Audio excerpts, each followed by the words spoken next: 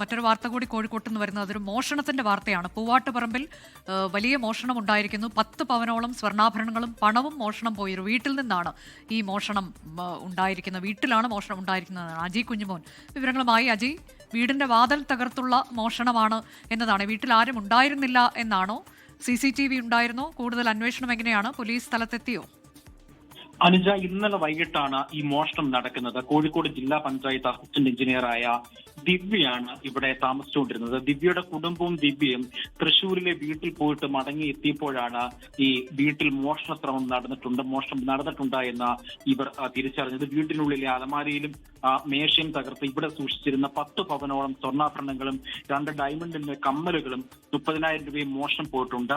Pantheerankavu police സ്ഥലത്തെത്തി പരിശോധനകൾ നടത്തിയിട്ടുണ്ട്. മാത്രമല്ല, വിരലടയാള വിദഗ്ധരും ഡോഗ്സ്ക്വാഡും ഈ സ്ഥലത്തെത്തി പരിശോധന ആരംഭിച്ചിട്ടുണ്ട്. ഈ വീട്ടുടമയായ ഒരു ടീച്ചറാണ് ഈ താഴത്തെ നിലയിൽ താമസിക്കുന്നത്. മോഷണം നടക്കുന്ന സമയത്ത് ഈ അധ്യാപികയും ഈ വീട്ടിലില്ലായിരുന്നു.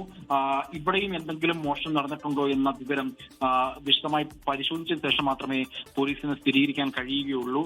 ഏതായാലും വലിയ തരത്തിലുള്ള ഒരു മോഷണമാണ് ഇവിടെ നടന്നിരിക്കുന്നത്. അനുജ,